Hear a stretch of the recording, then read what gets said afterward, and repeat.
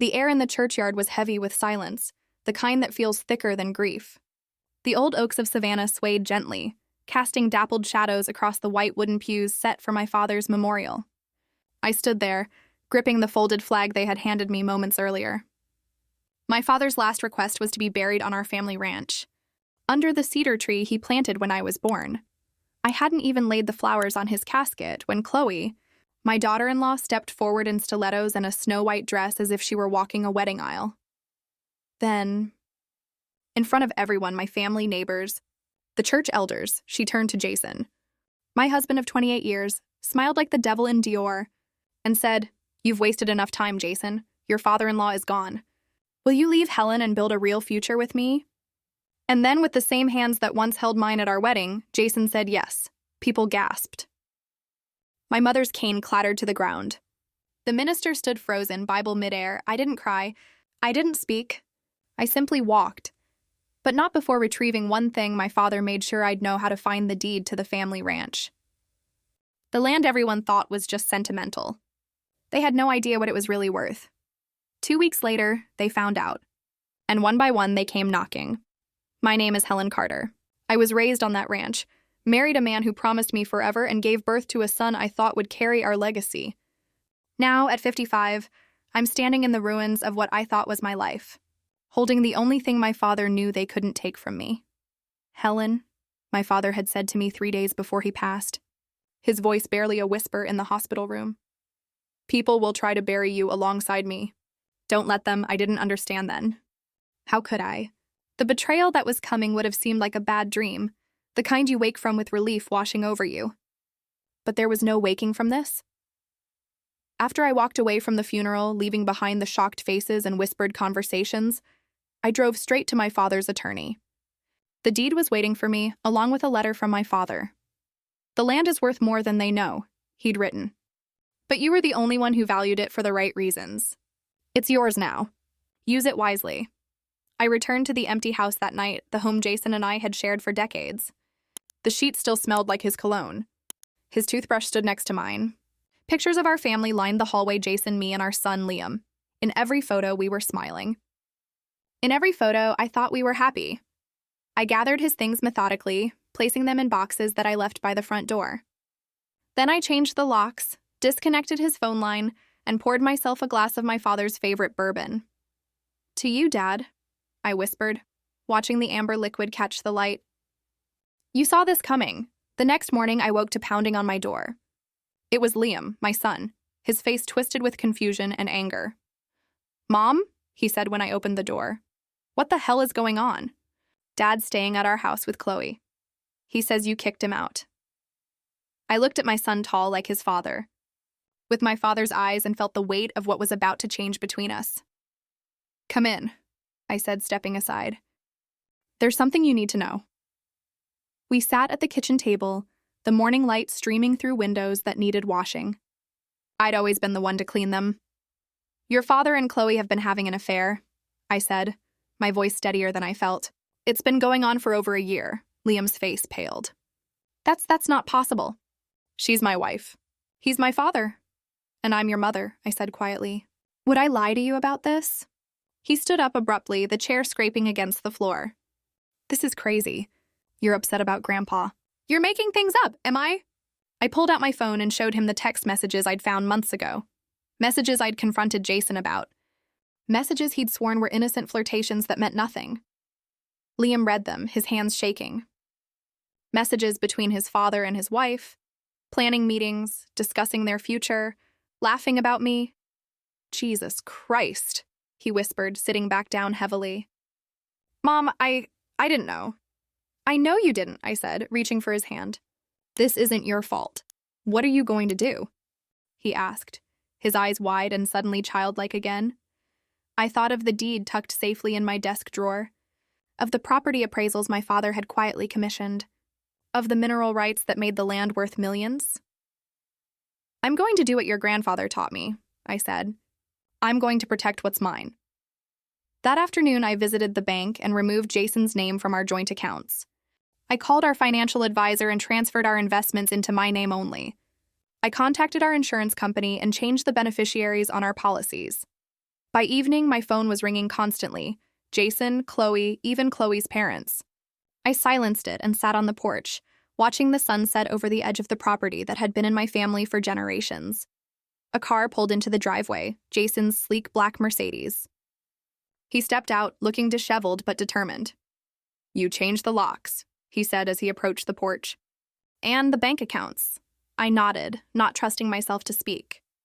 "Helen, be reasonable," he continued, running a hand through his salt and pepper hair. "We can figure this out like adults. No need to get nasty." "Nasty?" I repeated, tasting the word. "Like announcing you're leaving your wife at her father's funeral? That kind of nasty?" He had the decency to look embarrassed. "That wasn't planned. She got emotional. We didn't mean for it to happen that way." "How did you mean for it to happen, Jason?" I asked, my voice eerily calm. "After 30 years together, how exactly did you plan to leave me for our son's wife?" He couldn't meet my eyes. "I'm sorry," he said, as if those 2 words could erase what had happened. "But I want a divorce. And I want my fair share of everything." I stood up slowly. "You should go now," I said. "My lawyer will be in touch." "Your lawyer?" His voice rose. "Helen, don't be ridiculous. We can work this out between us." I looked at him, really looked at him for the first time in years. The man I had loved. The man I had built a life with. The man who had just shattered it all. "Goodbye, Jason," I said, turning to go inside. "You'll be hearing from my lawyer very soon." As I closed the door, I heard him calling my name. But I didn't look back. There was work to be done, and for the first time in decades, I was doing it for myself. The next morning, I drove out to the ranch. It was a crisp autumn day, the kind my father had loved when the air smells like possibilities and the sky stretches endlessly blue. The ranch house stood as it always had, weathered but dignified against the landscape of rolling hills and ancient trees. My father had kept the main house modest, despite his means. "No need to announce your worth to the world," he'd always said. "The right people will know it without being told." I parked in front of the porch steps, running my hand along the wooden railing he'd built with his own hands. This place held more than memories. It held the truth of who we were as a family, the Carters of Savannah, people of the land, people of their word. Inside, dust had settled on the furniture, giving everything a ghostly appearance. I moved through the rooms, opening windows, letting light and air push back against the stillness death had left behind. In my father's study, I found what I was looking for, the hidden safe behind his collection of first-edition Faulkner novels. The combination was my birth date, something Jason never bothered to remember without a reminder from me. Inside were documents I needed, the full mineral survey of the property, the offers from energy companies that my father had consistently turned down, and the conservation easement paperwork he'd been considering before his illness took hold. My phone buzzed with a text from Liam. "Dad's saying you're trying to cut him out of everything." "Is that true?" I sighed, feeling the weight of what lay ahead. It wasn't just Jason I would have to face. It was the doubts of my own son. "I'm protecting what's mine," I texted back. "Come to the ranch tomorrow. I'll explain everything." That evening, as I was leaving the ranch, a black SUV pulled up. Chloe stepped out, dressed in designer jeans and a silk blouse that probably cost more than most people's monthly mortgage payments. "Helen," she called, her voice honey-sweet with practiced concern. "We need to talk." I paused, keys in hand. "I believe we said everything that needed saying at my father's funeral." She approached, her stiletto boots clicking against the gravel driveway. At 32, she was beautiful in that calculated way that had first caught Liam's eye at a charity gala 5 years ago. He'd been so proud to bring her home, to show her off to his father and me. I'd tried to warn him that her shine might be merely surface deep, but he wouldn't listen. Now I wondered if he regretted not hearing me. "That was unfortunate timing," she said, flipping her glossy brown hair over one shoulder. "But you have to understand, Helen. Jason and we didn't mean for any of this to happen." "And yet it did," I replied calmly. "Funny how that works." Her perfectly shaped eyebrows drew together in frustration. "Look, we all want what's best for the family. Jason says you're being unreasonable about the assets." "He built half of what you have," I almost laughed.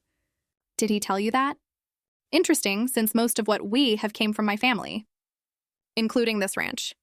"Well, as his wife, I'll be entitled to—" "You're not his wife yet," I cut in. You're still married to my son. And by the way, how is Liam taking all of this? Her confidence faltered for a moment.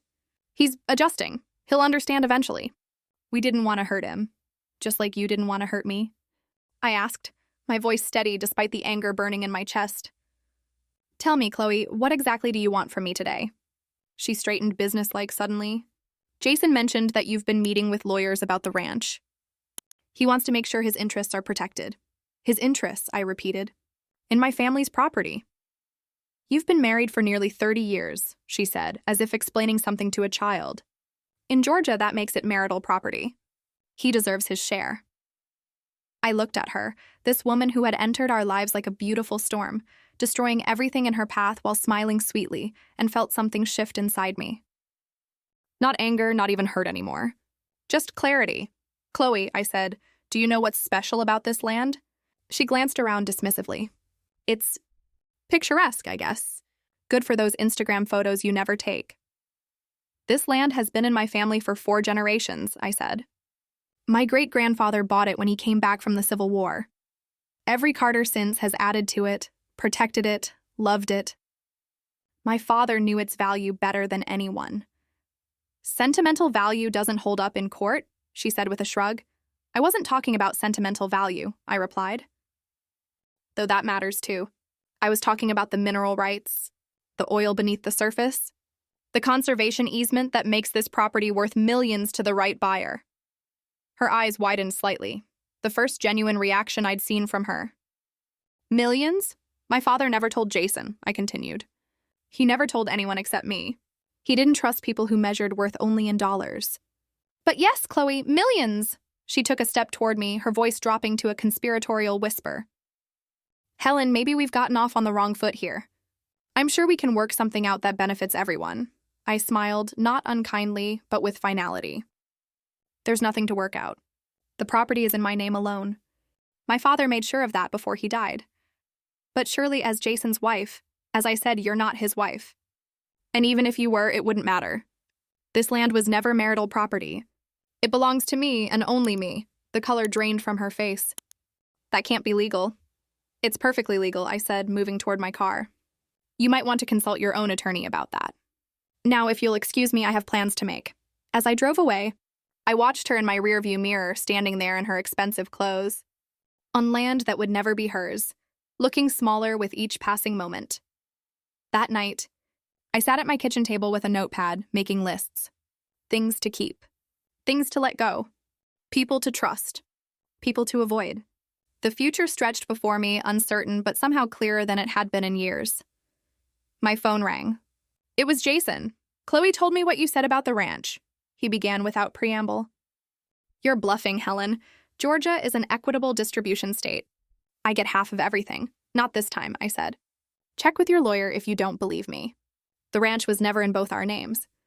My father made sure of that. That's impossible, he sputtered. I signed papers when what, Jason? When did you ever take an interest in the ranch? When did you ever ask about the property boundaries or the water rights or the tax assessments? You were too busy building your so-called career and apparently planning your future with our son's wife. The silence on the other end told me I'd struck home. This isn't over, he finally said, his voice tight with anger. I won't let you do this to me. I thought of all the years I'd supported him, believed in him, made excuses for him. I thought of the night of my father's funeral, how easily he'd said yes to Chloe, how he hadn't even looked back to see me standing there. You did this to yourself, I said softly. Goodbye, Jason. I hung up and went to bed in the guest room, unable to face our marital bed just yet. Tomorrow I would meet with the attorney. Tomorrow I would begin to rebuild what had been broken. But tonight I allowed myself one moment of grief, not for Jason or what we'd lost, but for the woman I'd been. The woman who had believed in forever. The woman who had thought love was enough. That woman was gone now. In her place stood someone stronger, someone my father would have recognized. Someone ready to protect what was hers. The next morning, I met with my father's attorney, Mr. Abernathy, at his office downtown. Unlike the sleek glass and chrome law firms Jason preferred, Abernathy's practice operated from a converted Victorian home with creaking hardwood floors and windows that caught the morning light. Helen, he greeted me, rising from behind an antique desk. His white hair and bow tie gave him the appearance of a Southern gentleman from another era. I wish we were meeting under better circumstances. So do I, Howard, I said, taking the seat he offered. But I need to understand exactly where I stand. He nodded, pulling out a thick folder. Your father was very clear about his wishes. The ranch all 842 acres passes directly to you. It was never part of your marital estate with Jason. And he can't contest that? He can try, Howard said, adjusting his glasses. But your father set this up years ago through a family trust. The land passed to you outside of probate. It's ironclad. I felt a wave of gratitude for my father's foresight. What about the mineral rights? Also yours. And quite valuable, as your father suspected. He slid a document across the desk. This is the latest survey. The natural gas deposits alone are estimated at over $7 million. The number made my head swim. All those years while Jason complained about the cost of maintaining that old place, while Chloe made snide comments about my country bumpkin heritage, this fortune had been lying beneath our feet. Does anyone else know about this? I asked. Just you, me, and the survey company, which is bound by confidentiality, Howard replied. Your father was very private about his affairs. I thought about Jason's face when he discovered the truth. About Chloe's sudden interest in working things out. I want to keep it that way for now, I decided. And I want to file for divorce immediately. Howard's expression softened. Helen, are you sure? These situations are difficult, but sometimes... He announced he was leaving me at my father's funeral, I said quietly. For my son's wife. There's no coming back from that. He nodded slowly. I understand. I'll draw up the papers today. As I left his office, my phone rang. It was Liam. Mom, where are you? I've been at the ranch for an hour. I'd completely forgotten our meeting. I'm so sorry, honey. I had an appointment with Mr. Abernathy. I'm on my way now. When I arrived at the ranch, Liam was sitting on the porch steps, looking young and lost despite his 30 years. My heart ached for him. Hey, I said, sitting beside him.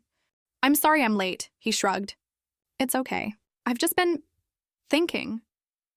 We sat in silence for a moment, listening to the wind through the oak trees. Dad says you're trying to steal everything from him, Liam finally said. That you're being vindictive? I'd expected this. What do you think, Liam?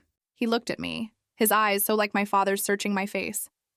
I think my wife is sleeping with my father and my whole life is falling apart. His voice broke on the last word. I put my arm around him and he leaned into me like he used to as a boy. I'm so sorry, Liam. You don't deserve any of this. Neither do you, he whispered. I keep thinking I should have seen it. There were signs, weren't there? I thought about the late-night texts, the weekend business trips, the way Chloe would touch Jason's arm when she thought no one was looking. Maybe, but we see what we want to see in the people we love. What are you going to do about the ranch? He asked. I looked out over the property, with its rolling hills and ancient trees. This land was never Jason's. It belongs to the Carters. To you and me. Chloe says it's worth millions, he said. Because of some oil or gas or something. So she told him. I wasn't surprised. Your grandfather discovered that possibility years ago. He never wanted to sell, though. He believed in preserving the land. But you could sell it now, Liam said. You could take that money and go anywhere. Start over. The thought had crossed my mind. With that kind of money, I could move to another state, buy a small house, live comfortably for the rest of my life. But something held me back. This is our home, I said simply. It's where you learned to ride a bike. Where your grandfather taught you to fish. Where I want to be, Liam nodded slowly. Mom, I'm filing for divorce too. I can't stay with her after this. Are you sure that's what you want? His laugh was bitter. Does it matter? She's made her choice. I squeezed his hand. It always matters what you want, Liam. Don't let them take that from you too. Later that afternoon, after Liam had gone, I walked the property alone. The cedar tree where my father was buried stood tall against the skyline. I rested my hand on its rough bark, feeling closer to him somehow. I wish you were here, I whispered. I don't know if I'm strong enough for this. As if in answer, my phone pinged with an email. It was from a company called Southern Heritage Conservation Trust, following up on a conversation they'd had with my father months before. They were interested in placing the ranch under a conservation easement, a legal agreement that would preserve the land forever, while still allowing for limited, environmentally responsible, extraction of the natural gas. The compensation? they offered was substantial, almost as much as selling outright, but with the added benefit of tax incentives and the knowledge that the land would remain unspoiled for generations to come. It was exactly what my father would have wanted. I called them immediately and arranged a meeting for the following week. That night, for the first time since the funeral, I slept without dreaming. The next morning, I woke to the sound of a car in my driveway. Through the bedroom window, I saw Chloe's red convertible, a gift from Liam on their 3rd anniversary, parked behind my sensible sedan. I dressed quickly and went downstairs, finding her on my doorstep in oversized sunglasses and a designer outfit that seemed inappropriate for the early hour. "Helen," she said, removing her glasses to reveal eyes rimmed with red. "We need to talk." I stood in the doorway, neither inviting her in nor sending her away. "About what?" "About Liam," she said, her voice catching. "He's filing for divorce. He won't even talk to me." "I'm not sure what you expected," I replied evenly. "I didn't expect him to throw away 5 years of marriage without even trying to work things out," she exclaimed as if she were the wronged party. I felt a surge of anger but kept my voice calm. "The way I see it, you threw away those 5 years when you started sleeping with his father." She flinched. "It wasn't like that.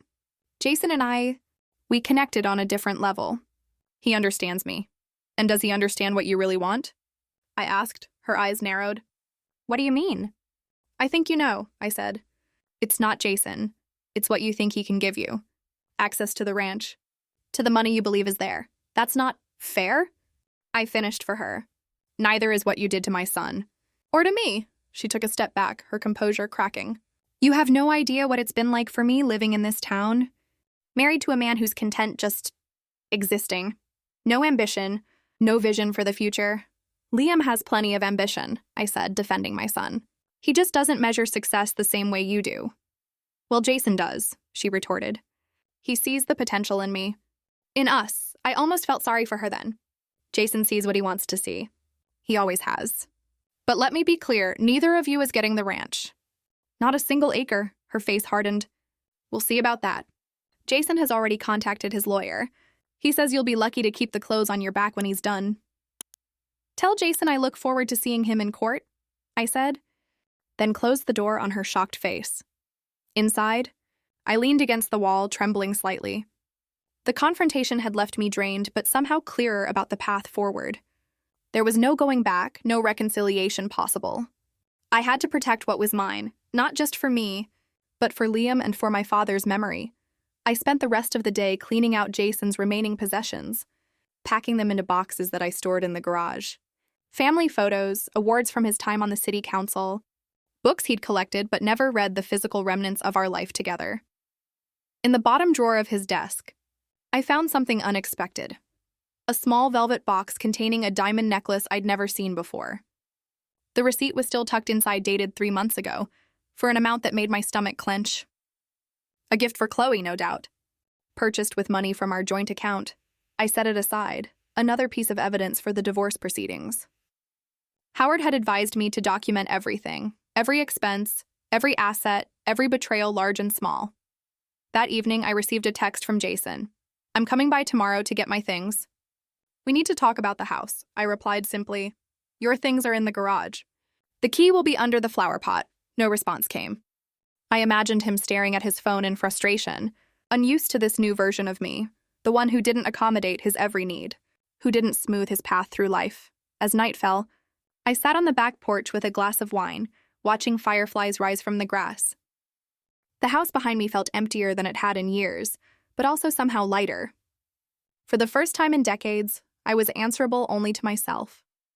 I thought about the meeting with the Conservation Trust the following week, about the possibilities that lay ahead, about how my father had prepared me for this moment in his own quiet way. "The land will outlast us all," he used to say. "Our job is to make sure it's there for those who come after." Tomorrow would bring more challenges, more confrontations, more difficult decisions. But tonight, under a sky full of stars that had witnessed generations of my family's story, I felt something unexpected. Hope. The Conservation Trust meeting was scheduled for Tuesday morning. On Monday, I spent hours going through my father's files, assembling everything I would need: land surveys, Tax assessments, historical photographs, environmental studies he had commissioned over the years. In the back of his filing cabinet, I found a leather-bound journal I'd never seen before. Opening it, I recognized my father's neat, precise handwriting. It was a record of the ranch daily observations about weather patterns, wildlife sightings, changes in the landscape spanning more than 40 years. September 12, 1992, one entry read, "Spotted a family of deer by the North Creek at dawn. Helen's boy learned to skip stones today. He has his mother's patience." I traced the words with my fingertip, tears welling in my eyes. This was my father's true legacy, not the monetary value of the land, but the love he had poured into it, the attention he had paid to every living thing that called it home. I added the journal to my meeting materials. It wasn't legally relevant, but it spoke to something deeper than law, the soul of the place we were trying to preserve. That night, as I was preparing dinner, the doorbell rang. I opened it to find Jason standing there, looking uncomfortable in a suit that seemed too formal for the occasion. "Helen," he said, nodding stiffly. "I need to talk to you." Part of me wanted to close the door in his face, but another part, the part that had loved him for 3 decades, couldn't quite do it. "5 minutes," I said, stepping aside to let him in. He entered cautiously, as if expecting traps. The house that had been his home now felt foreign to him. I could see it in the way his eyes darted around, noting the changes I'd made. The wedding photos removed from the mantel. His favorite chair replaced with a reading nook. "You've been busy," he commented. "What do you want, Jason?" I asked, crossing my arms. He sighed, running a hand through his hair, a gesture so familiar it made my heart ache despite everything. "My lawyer says you're refusing mediation." "That's right. Helen, be reasonable. We can settle this without dragging ourselves through a court battle.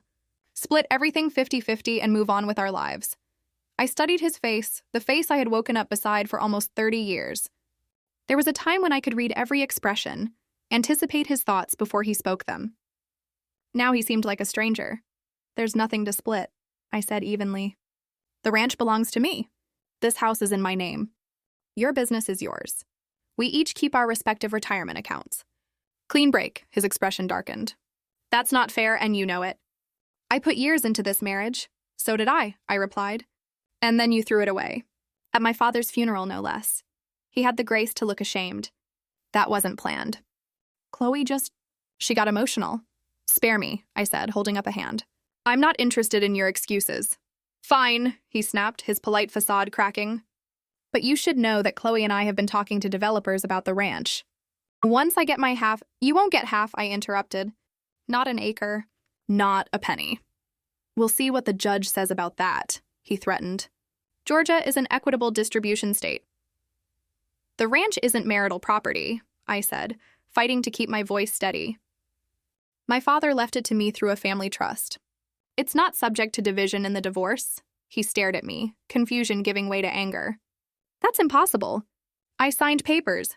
"You signed papers transferring your interest in the property to me," I said. 5 years ago. Remember that Christmas when you wanted to invest in your friend's restaurant? You needed capital. My father offered to buy out your share of the ranch." The color drained from his face as memory dawned. "But that was just for the tax benefits." "Victor said it was a formality," I smiled sadly. "My father never did anything as just a formality. He was protecting the land. And me." Jason's hands clenched into fists. "You planned this. You and Victor plotting behind my back all these years." "We didn't plan for you to leave me for our son's wife," I said quietly. "That was all you." He turned away, breathing hard.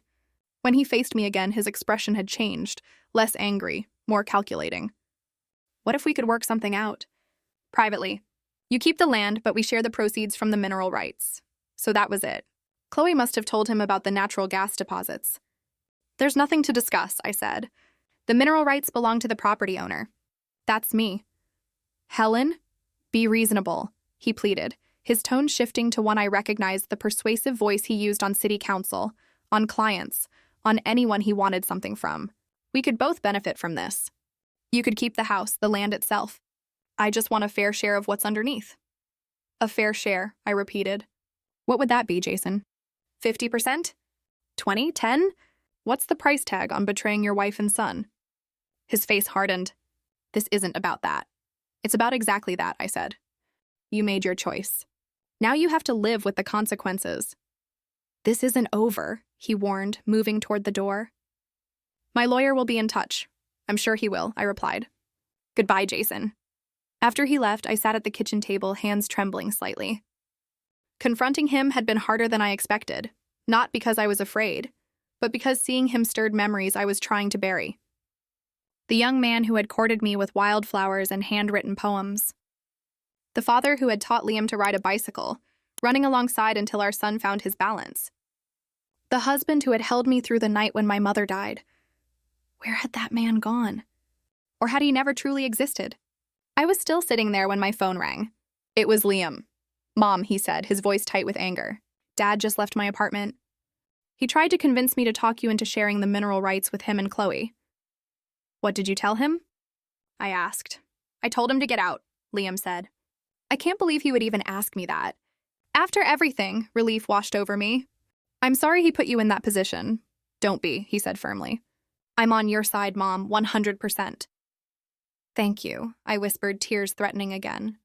That means everything to me. After we hung up, I went to bed but couldn't sleep.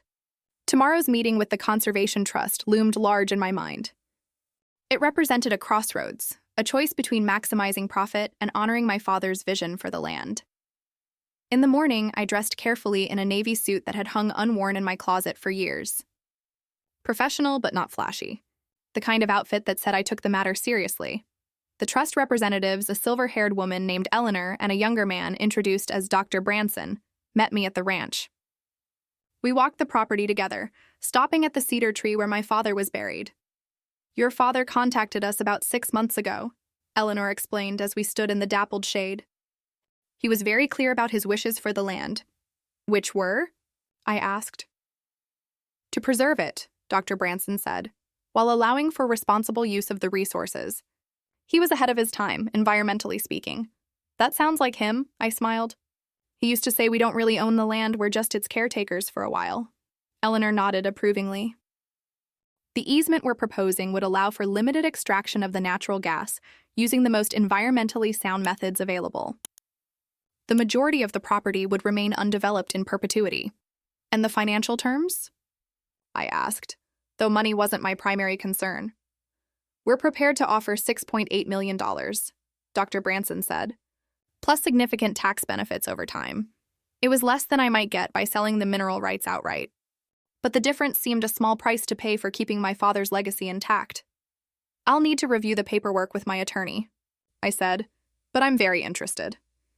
As we walked back to the main house, I noticed a black SUV parked at the edge of the property. Chloe stood beside it, watching us through oversized sunglasses. Excuse me a moment, I said to Eleanor and Dr. Branson. I need to deal with a trespasser. I walked over to where Chloe waited, arms crossed defensively. This is private property, I said when I reached her. You're not welcome here. I just want to talk, she said, removing her sunglasses. Her eyes were puffy, her makeup not quite concealing the evidence of tears. Please, Helen, we have nothing to discuss, I said. You made your choice. It wasn't supposed to be like this, she said, her voice breaking. Jason promised me. He said once we were together, once the divorce was settled, we'd have enough money to start over somewhere else. Somewhere better than this town. I almost pitied her then. And you believed him. Why wouldn't I?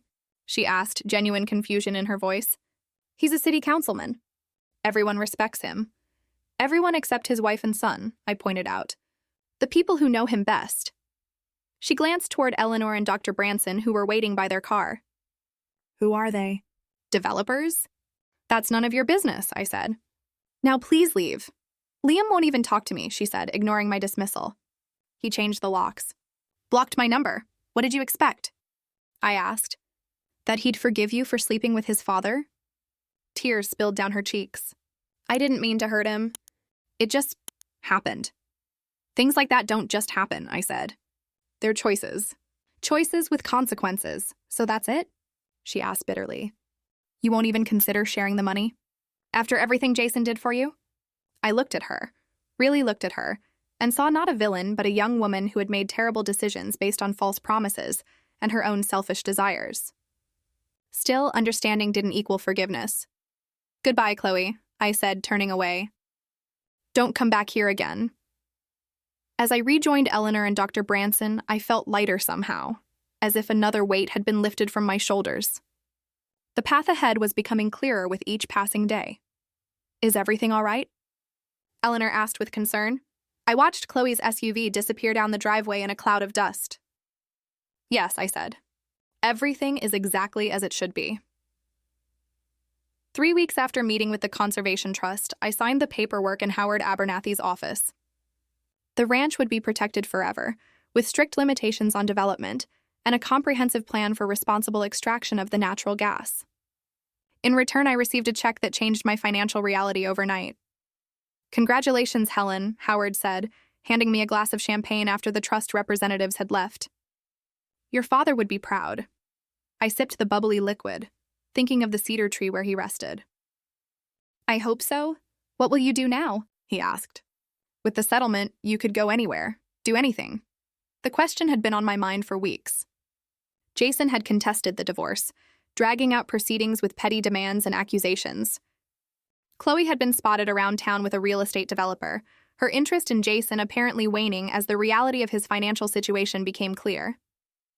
Liam was staying with a friend in Atlanta, trying to rebuild his life away from the gossip and stares of our small community. And I was waiting. For what? I wasn't entirely sure. "I think I'll stay," I said finally. "This is home." "I won't let them drive me away from it," Howard nodded approvingly. "Good for you."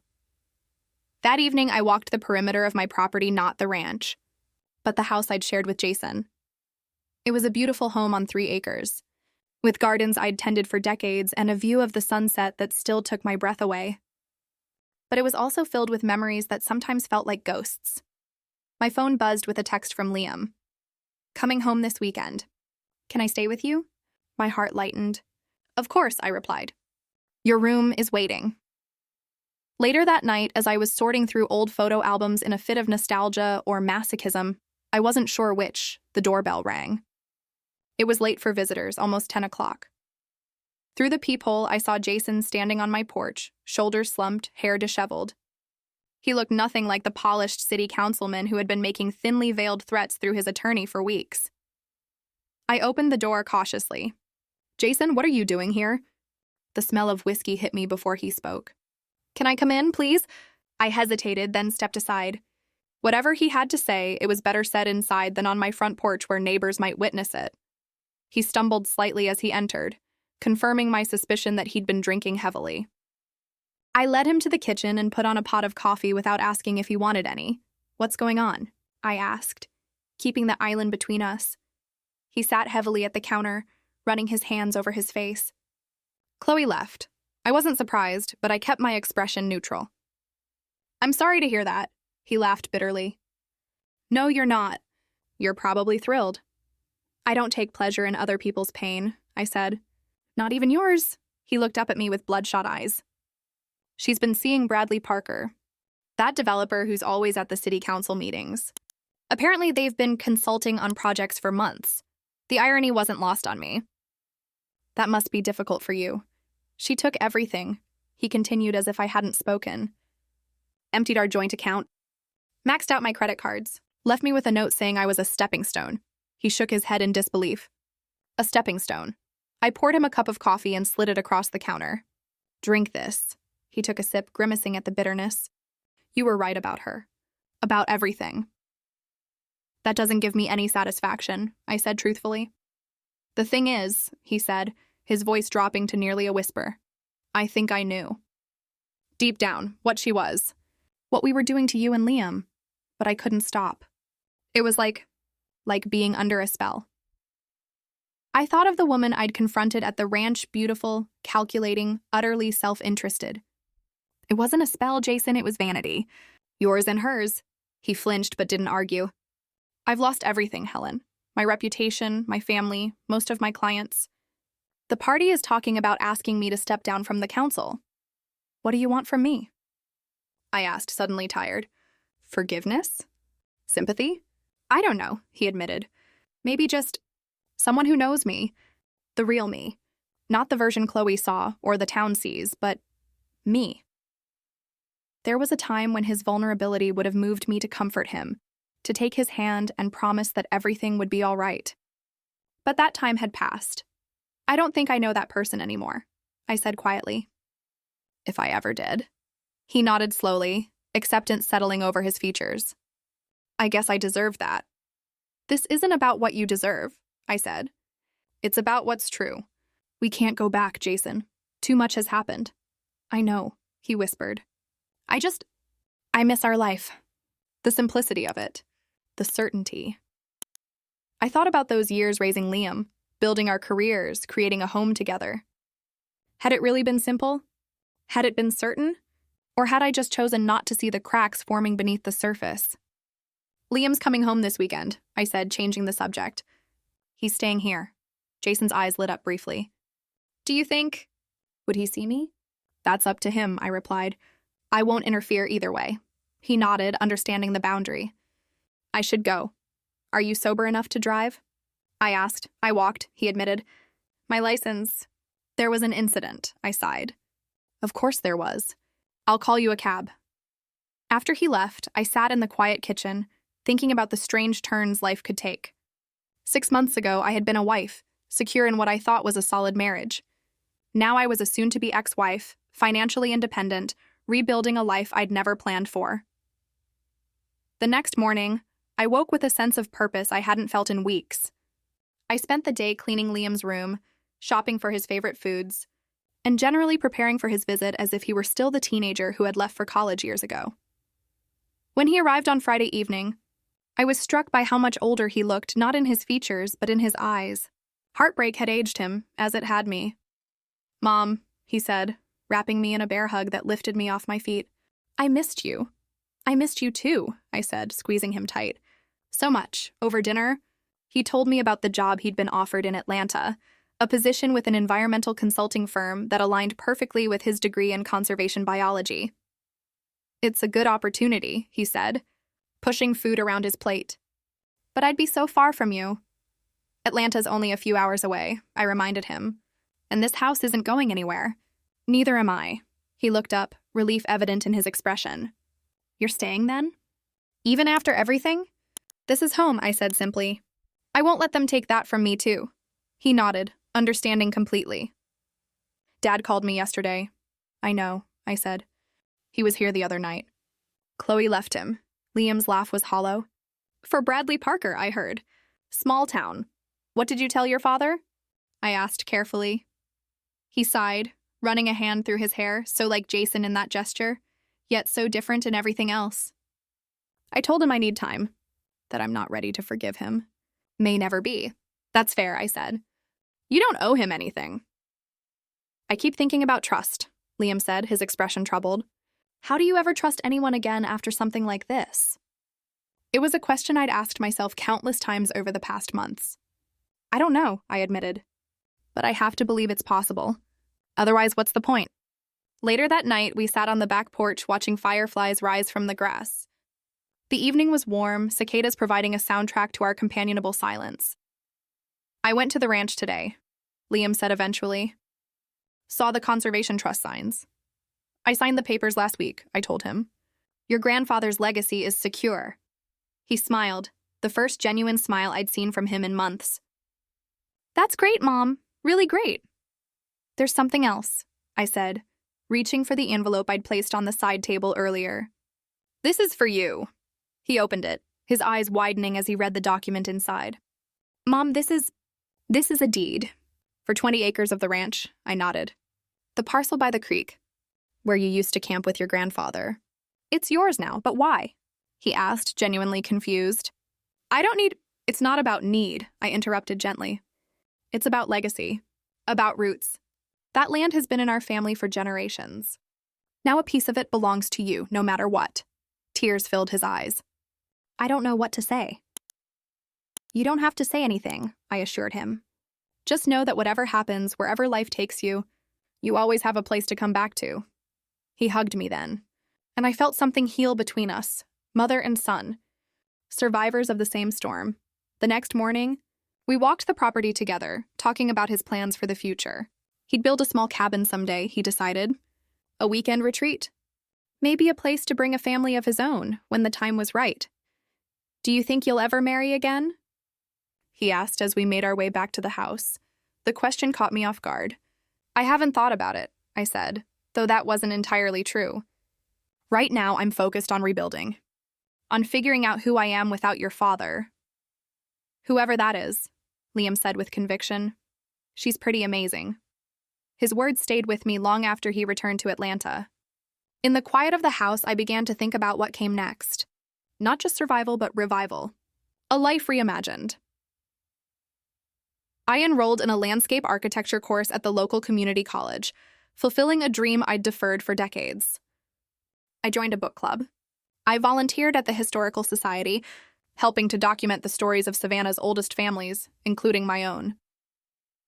Slowly, I reclaimed spaces in town that I'd been avoiding: the restaurant where Jason and I had celebrated anniversaries, the park where we'd walked on Sunday afternoons, the church where we'd exchanged vows, and where, years later, my father had been memorialized. Each place held memories, but they no longer had the power to wound. They were simply chapters in a story that continued to unfold. One evening, as I was leaving the community college after class, I ran into Howard Abernathy in the parking lot. "Helen," he said, looking surprised. "What brings you here?" "Landscape architecture," I replied, holding up my textbooks. "Finally pursuing that degree I always wanted." He smiled approvingly. "Good for you. Actually, I was going to call you tomorrow. The divorce papers are ready for filing. Jason has agreed to all your terms." Relief washed over me. "Really? No more contests or delays?" "None," Howard confirmed. "I think he's finally accepted reality." As I drove home, I felt a weight lift from my shoulders. The legal battle that had dragged on for months was finally ending. Not with the dramatic courtroom showdown Jason's attorney had threatened, but with a quiet acknowledgement of truth. The house was dark when I arrived, as it always was now. No one had turned on the porch light in anticipation of my return. No one had started dinner or poured a glass of wine for me. Yet rather than loneliness, I felt a curious sense of freedom. The silence was my own. The space was mine to fill as I chose. I walked through the rooms, turning on lamps, putting on music, pouring myself a glass of the expensive Cabernet I'd started treating myself to. This was my home now. Not ours, not a family house, but mine. As I settled into my favorite chair with a book, my phone rang. It was Liam. "Hey, Mom," he said, his voice lighter than it had been in months. "Guess what? I got the job in Atlanta. Congratulations," I exclaimed. "I'm so proud of you." "And I put a deposit on an apartment today," he continued. "It's small, but it's a start. A new chapter. A new chapter," I repeated, liking the sound of it. That's exactly what we both need. After we hung up, I sat in the peaceful quiet of my home, thinking about new chapters and fresh starts. About foundations, the ones we inherit, the ones we build, and the ones we rebuild when everything else falls away. Tomorrow, I would sign the final divorce papers. The day after, I would meet with a real estate agent about selling this house, not because I was fleeing, but because it was time for a space that was truly mine, unmarked by the past. And next week, I would visit my father's grave at the ranch to tell him about the Conservation Trust, about Liam's job, about my classes. To thank him for seeing what I couldn't, for protecting what mattered most, for teaching me that sometimes, when people try to bury you, they don't realize you're a seed. Spring arrived in Savannah with a riot of color azaleas blazing pink and white, dogwoods unfurling delicate blooms, wild violets carpeting the forest floor. I'd always loved this season, but this year it felt particularly symbolic. Renewal, rebirth, the promise of what could grow from dormant roots. The divorce was final. The house was on the market, with 3 interested buyers after the first weekend showing. And I had closed on a small cottage on the edge of town, a 1920s craftsman with original hardwood floors, a deep front porch, and a garden that had been neglected but showed promise beneath the weeds. Liam drove down from Atlanta to help me move, bringing with him a college friend who owned a truck and, more surprisingly, a young woman named Meredith whom he introduced as a colleague from work. I caught the blush that crept up his neck as he said her name and pretended not to notice. It was too soon to make assumptions, but the way she smiled at him, warm but careful, as if aware of his recent wounds, gave me hope. "This place has great bones," Meredith said as she helped me unpack dishes in the kitchen. She had studied architecture before switching to environmental science, she explained, and had a passion for old houses. The built-ins are original, and these floors, they don't make them like this anymore. I liked her immediately, her practical energy, her genuine appreciation for history, the way she treated Liam with a gentle respect that acknowledged his pain without defining him by it. "How are you really doing?" she asked when the men were outside assembling a bookshelf. Liam's told me a little about everything. I considered the question more complex than it seemed. "I'm rebuilding," I said finally. "Some days are harder than others. But mostly I'm good. Better than I expected to be." She nodded, understanding in her eyes. "My mom went through something similar when I was in high school. Not exactly the same, but the starting over part. The finding yourself again part." "And how is she now?" I asked. Meredith smiled. "Happier than I've ever seen her. It took time, but she says the life she built for herself is more authentic than the one she had before." The words stayed with me as we continued unpacking, setting up furniture, transforming the empty cottage into a home. Authentic. That's what I wanted. A life that reflected who I truly was, not who I'd become as Jason's wife, or even as Liam's mother. Just Helen. By evening, most of the essential unpacking was done. We ordered pizza and sat on packing boxes in what would become my living room, eating off paper plates and drinking wine from coffee mugs because the glasses were still wrapped in newspaper. "A toast," Liam said, raising his mug. "To new beginnings." "To new beginnings," we echoed, the mismatched vessels clinking together. After they left the next morning, Liam and Meredith heading back to Atlanta, his friend to a job site in Charleston. I stood in the center of my new home, surrounded by boxes still to unpack, walls waiting to be painted, a garden calling for attention. It was overwhelming. It was perfect. I spent the next week settling in, establishing routines, meeting neighbors. The cottage was on a quiet street lined with similar homes, most occupied by people near my age, some retired, others working part-time, all with stories of their own. Margaret from across the street brought me a houseplant and an invitation to her book club. Henry and James from next door offered to help me tackle the garden, which they'd been eyeing hopefully since the previous owner had let it go. Raymond from 2 doors down turned out to be a retired contractor who generously advised me on home improvement projects, distinguishing between what I could reasonably do myself and what required a professional. It was a community, something I realized I'd been missing during those last isolated years of my marriage, when Jason's political ambitions had dictated our social circle and Chloe's shadow had fallen between me and many of my friends. One sunny afternoon, as I was clearing brambles from what would eventually be a flower bed, a familiar SUV pulled up in front of my house. Jason stepped out, looking uncertain. "The realtor gave me your address," he said when I straightened, garden gloves dirty, hair escaping from its ponytail. "I hope that's okay." I nodded, removing the gloves. "What can I do for you?" He held up a small box. "I found some things of yours at the house. Photos mainly, your grandmother's brooch. I thought you might want them." "Thank you," I said, taking the box. That was thoughtful. An awkward silence fell between us. He looked different, thinner, grayer, but somehow more present than he'd been in years. More like the man I'd married than the one I'd divorced. "How are you?" I asked, more out of politeness than genuine curiosity. He shrugged, taking it day by day. "I moved into an apartment downtown. Started therapy, reconnecting with some old friends." He paused. "I've been trying to make amends. With Liam? With people I've hurt?" "That's good," I said neutrally. "I owe you an apology," he continued, his voice dropping. "A real one. Not the self-serving nonsense I've been spouting." "I'm sorry, Helen, for all of it. The affair, the lies, the way I treated you at the funeral. You deserved better." I studied his face, looking for the manipulation that had become his hallmark. But I saw only regret and a weary sort of acceptance. "Thank you for saying that," I said finally. "I appreciate it." He nodded, understanding that appreciation wasn't the same as forgiveness. "Your garden's going to be beautiful," he said, glancing at the cleared space behind me. "You always did have a gift for making things grow." The compliment, unexpected and sincere, caught me off guard. "I'm learning as I go," I said.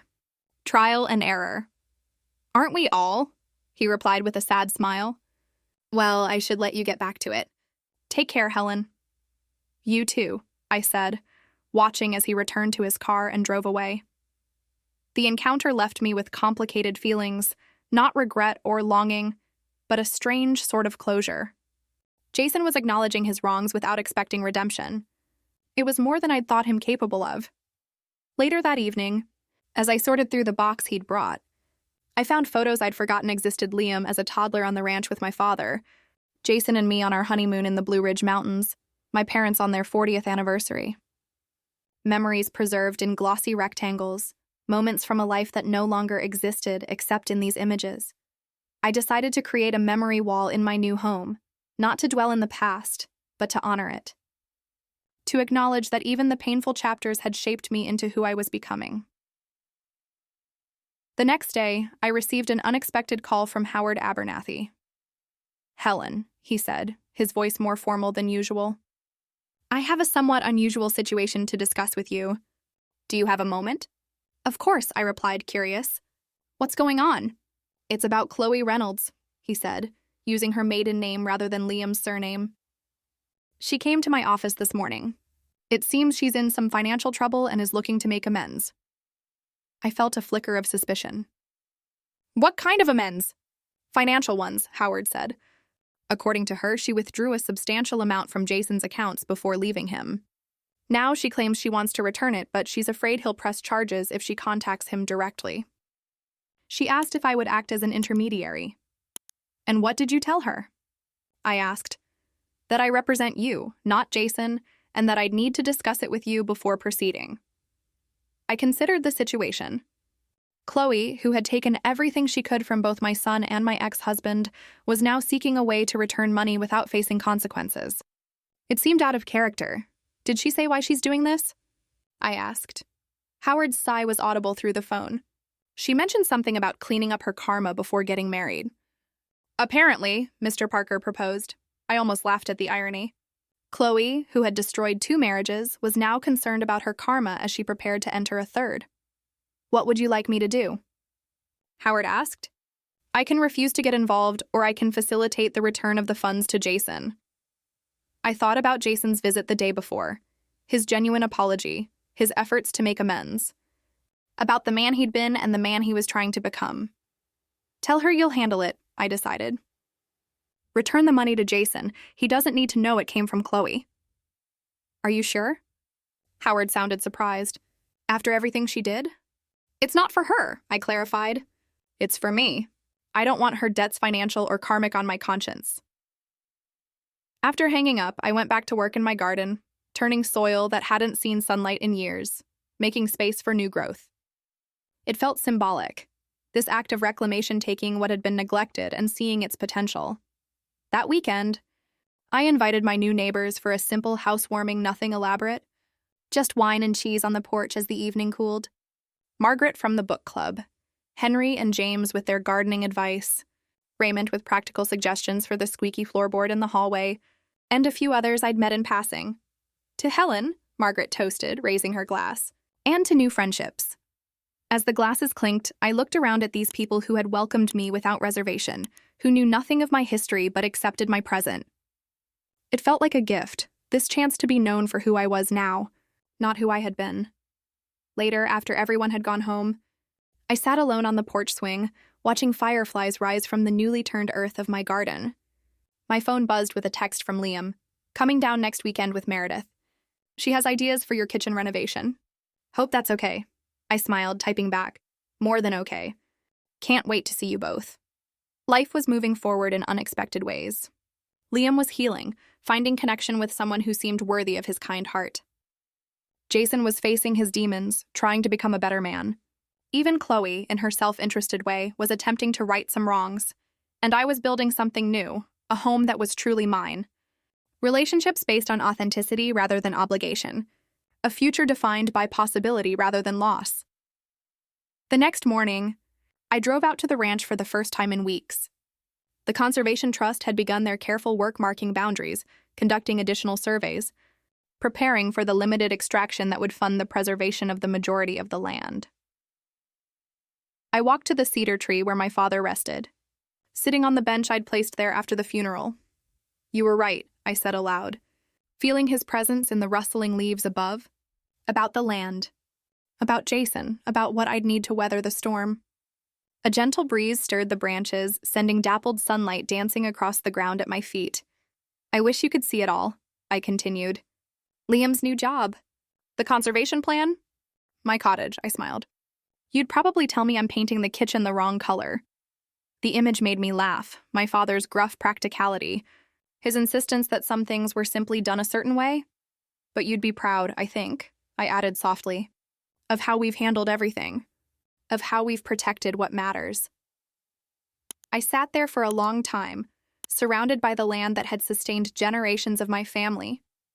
It would never be mine the way it had been home, sanctuary, the center of my world, but it would always be part of me, a foundation upon which I could build whatever came next. As I walked back to my car, I noticed something I'd missed on arrival, a cluster of wild blackberry bushes beginning to bloom near the edge of the property. In a few months, they would bear fruit-sweet, sun-warmed berries that had been my father's favorite summer treat. I made a mental note to return when they ripened. To pick berries with dirt under my fingernails and juice staining my hands.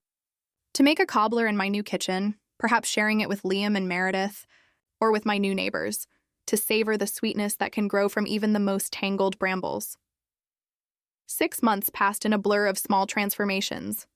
My cottage evolved from a promising shell into a true home, with walls painted in soothing blues and greens, hardwood floors restored to a warm honey glow, and a garden that had begun to show the first signs of my vision perennial beds taking shape. A small vegetable plot yielding summer tomatoes and herbs, climbing roses beginning their journey up the newly installed trellis. Inside, the changes were equally significant. I'd created spaces that reflected who I was now.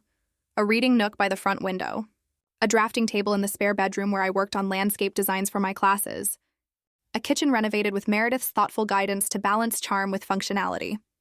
But the most meaningful transformation wasn't in my surroundings, it was in me. The woman who had once defined herself primarily as a wife and mother was discovering the contours of her independent self. I was making decisions based solely on what I wanted, forming friendships that nourished me, pursuing interests I'd set aside decades ago. It was exhilarating. It was terrifying. It was exactly what I needed. Liam visited regularly, sometimes with Meredith, sometimes alone. His relationship with her was progressing cautiously, both of them aware of the shadows his marriage to Chloe had cast, both committed to building something healthier. She understands, he told me one evening as we sat on my porch, watching fireflies rise from the garden. About trust. About how hard it is for me now. She seems like someone worth trusting, I said carefully. He nodded, a small smile playing at his lips. I think so too. But I'm not rushing this time. We're taking it slow. His relationship with Jason remained complicated. They'd begun meeting for coffee occasionally brief, uncomfortable conversations that Liam described as necessary but exhausting. I never asked for details, respecting the boundary between their healing process and mine. As for Jason, he remained on the periphery of my life, not an active presence, but not entirely absent either.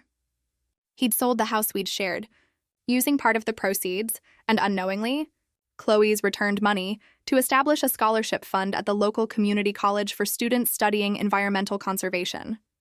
It was a gesture that surprised me, genuine atonement rather than the public performance I might have expected from him.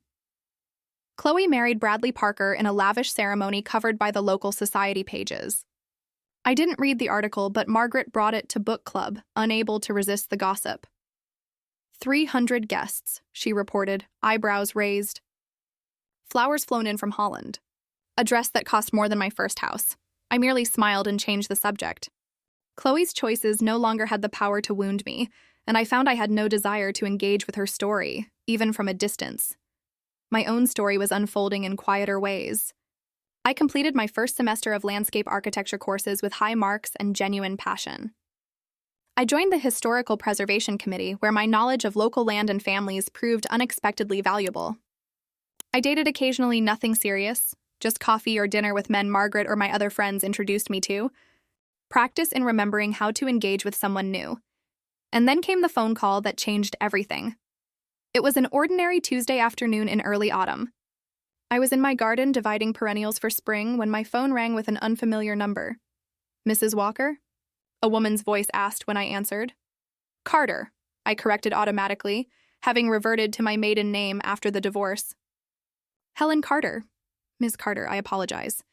My name is Rebecca Daniels from Savannah Memorial Hospital. I'm calling about Jason Walker. You're listed as his emergency contact. My heart stuttered. What happened?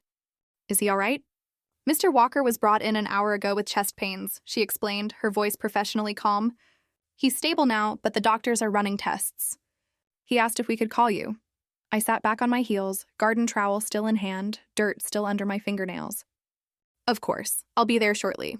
As I drove to the hospital, memories surfaced unbidden.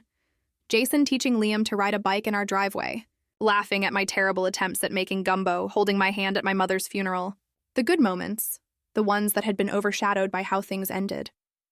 At the hospital, I was directed to a cardiac monitoring unit where Jason lay connected to various machines, his face pale against the white sheets.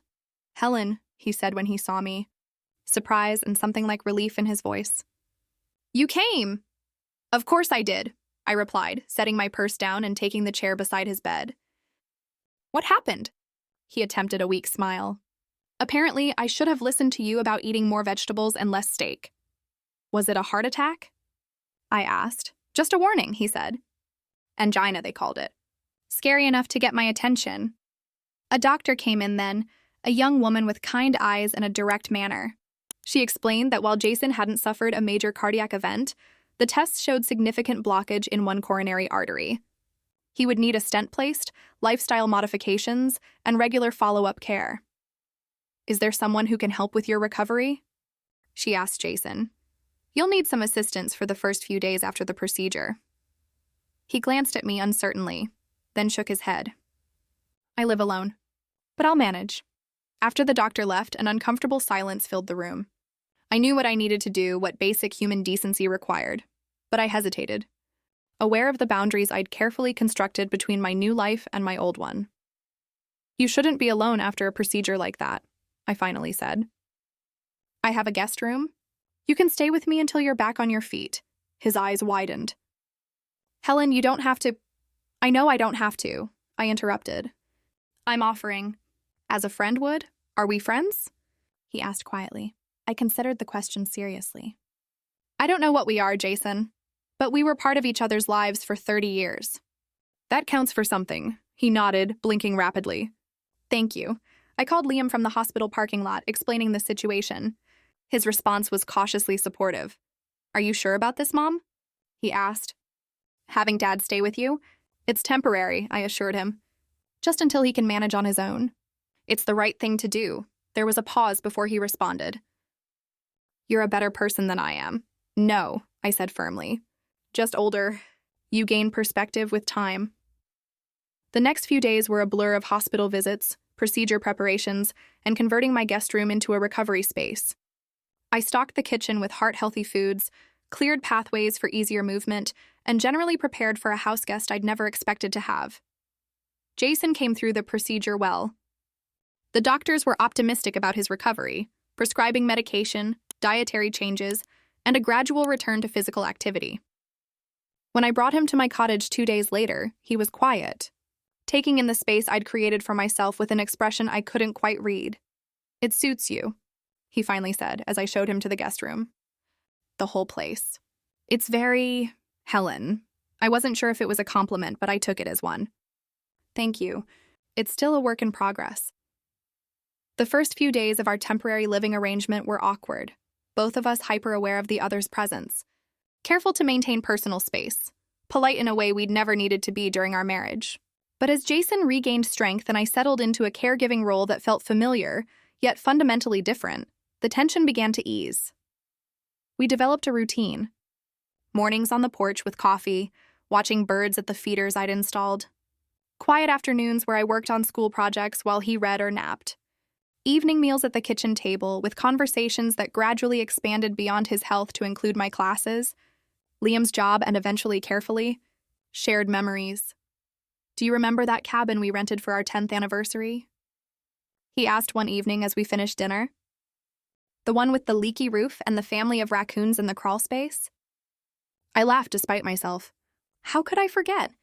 We spent the whole weekend with pots catching drips and you trying to convince the wildlife to relocate. It was a disaster, he agreed, smiling at the memory. But we made the best of it. We did, I acknowledged, feeling a pang for the younger versions of ourselves who could find humor in misadventure, who believed their love was strong enough to weather any storm. As the days passed, I found myself examining our history with fresh eyes, not looking for what went wrong, exactly, but trying to understand the whole arc of our relationship with the perspective distance provided. One rainy afternoon, about a week into his stay, I asked the question that had lingered in the back of my mind. When did it start? With Chloe? Jason set down the book he'd been reading, his expression solemn.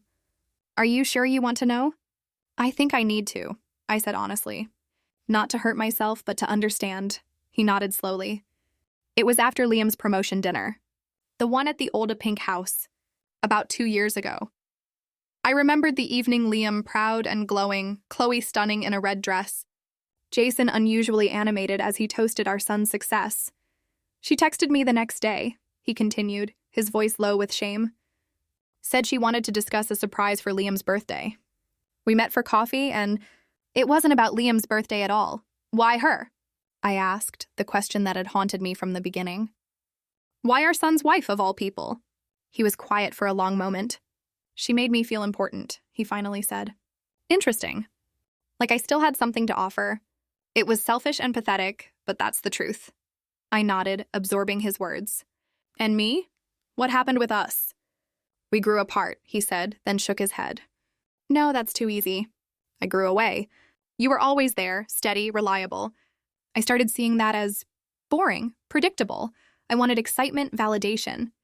I'm not proud of it, Helen. I destroyed the best thing in my life because I couldn't see its value. His admission hung in the air between us. Honest, painful, necessary. Thank you for telling me, I said eventually. For what it's worth, I think I understand now. Not just what you did, but why. Understanding wasn't forgiveness exactly, but it was a step toward something like peace. The conversation seemed to clear the air, allowing us to coexist more comfortably in the days that followed. Liam visited that weekend, bringing Meredith and a cautious willingness to interact with his father. The 4 of us shared a meal in my garden. The conversation stilted at first, but gradually easing into something approaching normal. As they were leaving, Liam pulled me aside. Are you okay with all this? He asked, nodding toward Jason, who was speaking with Meredith by their car. Having Dad here? I am, I said, realizing it was true. It's not forever. But I think maybe it's necessary. For both of us, he studied my face carefully. Just be careful, Mom. I don't want to see you hurt again. I'm not the same woman I was, I assured him. And he's not the same man. We're just figuring out what comes next. What came next, as it turned out, was unexpected, but somehow right. Jason stayed for 3 weeks longer than medically necessary, but neither of us mentioned it. We fell into a comfortable rhythm, 2 people with a shared history learning to be friends in the present. When he finally returned to his apartment downtown, the cottage felt strangely empty. Not in a way that made me regret my independence, but in a way that acknowledged something had shifted between us. A week later, he invited me to dinner, nothing fancy. Just a casual meal at a restaurant we'd both always enjoyed but hadn't visited together in years. No pressure, he said when he called. Just 2 old friends catching up, I accepted, curious about what it would feel like to share a meal with him as equals rather than as a married couple or as patient and caregiver. The evening was surprisingly pleasant. We talked about Liam and Meredith, about my landscape architecture projects, about the book he was reading and the community theater production I'd attended with Margaret. Normal conversation, untainted by the bitterness that had characterized our interactions during the divorce. As he walked me to my car afterward, he paused, looking uncharacteristically uncertain. I'd like to do this again sometime, he said. If you would. I studied his face, familiar yet somehow new, the face of a man I had loved, had hated, and now was coming to know in a different way. I think I'd like that, I said truthfully. We didn't label what was happening between us. It wasn't reconciliation or reunion. It was something else entirely, a cautious exploration of who we might be to each other now that everything had changed. Sometimes we went weeks without seeing each other. I dated other men occasionally. He mentioned a woman from his cardiac rehabilitation class whom he'd had coffee with several times. We were, emphatically, not back together, but we were in each other's lives again, in a way that felt healthy rather than harmful. And that, I realized, was its own kind of healing. As autumn deepened toward winter, I continued working on my garden in preparation for spring planting. One crisp afternoon, as I was turning compost into a new bed, a familiar black SUV pulled into my driveway. It wasn't Jason's vehicle, or Liam's. It was Chloe's. She stepped out, looking elegant as always in designer jeans and a cashmere sweater, her diamond engagement ring catching the afternoon light. I straightened, garden gloves still on, waiting. "Helen," she said as she approached, her voice hesitant. "I hope I'm not interrupting." "Just garden work," I replied neutrally. "What can I do for you, Chloe?"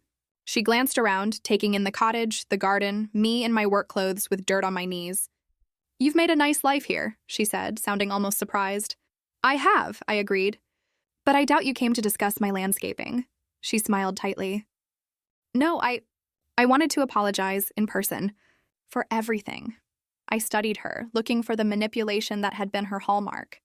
But her expression seemed genuine, uncomfortable, embarrassed, but sincere. "Why now?" I asked. She sighed, crossing her arms against the autumn chill. "I'm pregnant," she said. 3 months. It's made me think about consequences. About the kind of person I want to be for my child. The news was unexpected, Chloe, who had always seemed too self-centered for motherhood, preparing to bring a new life into the world. I felt a complex mixture of emotions, concern for the child, a flicker of what might have been grief that this baby would not be my grandchild, and a strange sort of hope that parenthood might truly change her. "Congratulations," I said, finding I meant it. "Children have a way of reshaping our priorities." She nodded, tears suddenly welling in her eyes. "I've made so many mistakes, Helen, hurt so many people. I don't know if I can be a good mother." Her vulnerability, so unlike the calculating woman I'd known, caught me off guard. "Parenthood has a steep learning curve for everyone," I said, softening despite myself. "Even those who start with the best intentions. She wiped at her eyes. "I needed to tell you I'm sorry. For what happened with Jason. For how I treated you. For all of it." I took off my garden gloves, considering my response carefully. This woman had caused immeasurable pain to my family, had participated in the destruction of my marriage, had betrayed my son in the most fundamental way. And yet, standing before me now, visibly pregnant and genuinely remorseful, she seemed less a villain and more a flawed human being trying to make amends. "Thank you for the apology," I said finally. "I appreciate you coming in person." She seemed to understand that appreciation wasn't the same as forgiveness. "I should go," she said, glancing back at her car. "Bradley's waiting at home." As she turned to leave, a question rose to my lips before I could stop it. "Are you happy, Chloe? Really happy?" She paused, considering the question with what appeared to be genuine reflection. "I'm trying to be," she said simply. "I'm trying to be worthy of happiness this time." I watched her drive away, thinking about worthiness, about redemption, about the complex journeys we all navigate through life's unexpected turns. That evening, I called Liam to tell him about Chloe's visit. He was silent for a long moment after I shared the news of her pregnancy. "How do you feel about that?" I asked gently. "Honestly, I don't know," he admitted. "Part of me is still angry. Part of me just feels nothing, like it's someone else's story now." "That's progress," I told him. "When other people's choices stop defining your emotional state." "Is that how you feel about Dad?" he asked. "Like his choices don't define you anymore?" I thought about Jason, about our cautious friendship, about the dinner we'd shared, about the man he was trying to become. "Yes," I said. "Exactly like that." Later, as I sat on my porch watching the sunset over my garden, I reflected on how far we'd all come from that terrible day at my father's funeral. The wounds hadn't disappeared, but they had scarred over, becoming part of our stories rather than their defining feature. And in that quiet moment, as the autumn light gilded the turning leaves and the first evening star appeared in the darkening sky, I felt something I hadn't expected to feel again: grateful. Not for what had happened, but for who I had become because of it, for the woman who had walked away from public humiliation with her dignity intact, who had protected what mattered most, who had rebuilt her life on her own terms, who had learned that sometimes, When people try to bury you, they don't realize you're a seed. 1 year to the day after my father's funeral, I stood beside his grave under the cedar tree. The ranch looked different now. Conservation markers defined protected areas. A small office housed the trust staff who monitored the land, and careful extraction of the natural gas had begun in a designated zone far from the family cemetery. I'd brought wildflowers gathered from my garden, arranging them simply against his headstone. The inscription read, Victor Carter, 1945-2024, Keeper of the Land, Guardian of Legacy. You were right about so many things, I said aloud, feeling his presence in the rustling of the cedar branches above. But I think even you would be surprised by how it all turned out. The past year had been one of profound transformation, not just for me, but for everyone touched by the events that had unfolded in this very spot 12 months earlier. Liam and Meredith were engaged, planning a small ceremony for the spring. They'd bought land adjacent to Liam's 20 acres at the ranch, where they were designing an environmentally sustainable home that combined her architectural knowledge with his conservation expertise. The wounds of his first marriage had healed enough for him to trust again, to build a future with someone worthy of his kind heart. Jason had retired from the city council, focusing instead on volunteer work with several environmental organizations. His health had improved with medication and lifestyle changes, and he'd found purpose in helping preserve the natural beauty of Savannah for future generations. We continued our cautious friendship, meeting for dinner occasionally, attending Liam's events together as cordial co-parents rather than bitter ex-spouses. Chloe had given birth to a daughter 3 months earlier. Against all expectations, motherhood seemed to have softened her, redirecting her ambition toward creating a stable home rather than climbing social ladders. She and Bradley had moved to Charleston for his work, removing them from the daily fabric of Savannah life, but not from its memory. And I had flourished in ways I couldn't have imagined a year ago. My landscape architecture studies had evolved from hobby to profession. I'd started a small business designing sustainable gardens for historic homes, combining my love of plants with my appreciation for Savannah's architectural heritage. My cottage had become a gathering place for friends, my garden a source of both beauty and nourishment. Most surprisingly, I'd met someone, David, a retired history professor who shared my passion for preservation and storytelling. Our relationship was developing slowly, thoughtfully, with the wisdom that comes from having already lived full lives.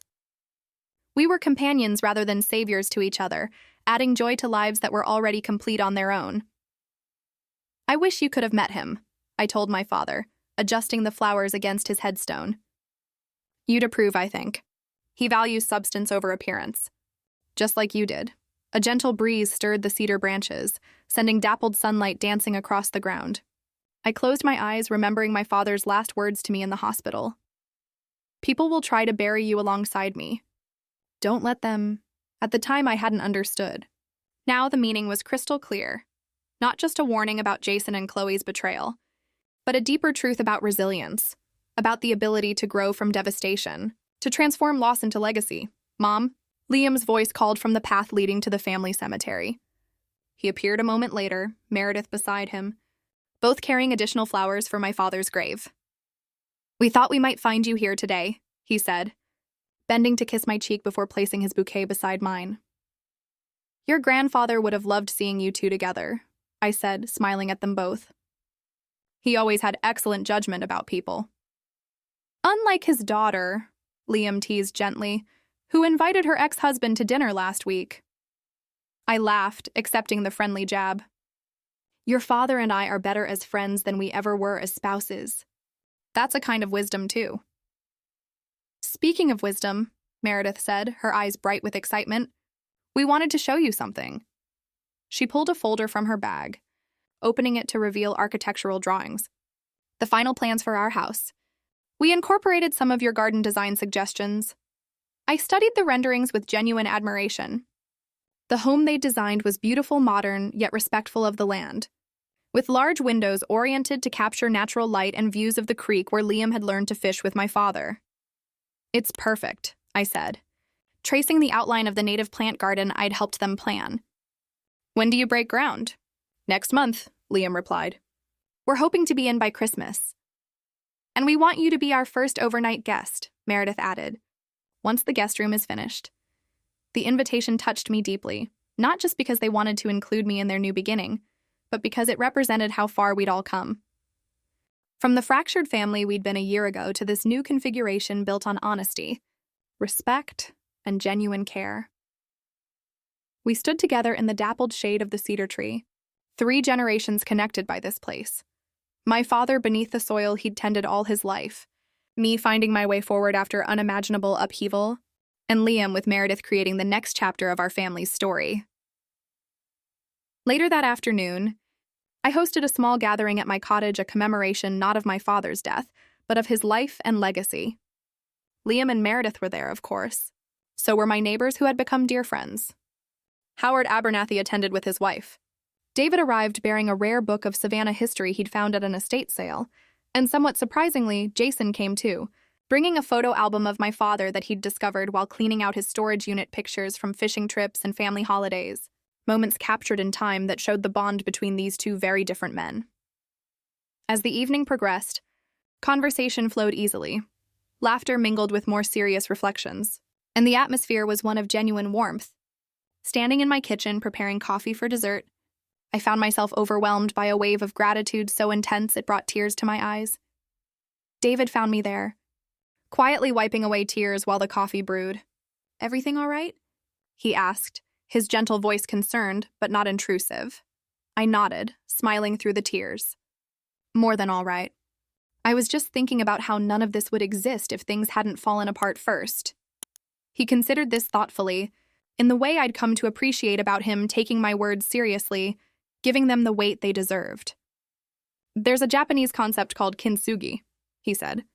"The art of repairing broken pottery with gold. The idea is that the piece becomes more beautiful, more valuable because it has been broken and mended." "I like that," I said, reaching for his hand.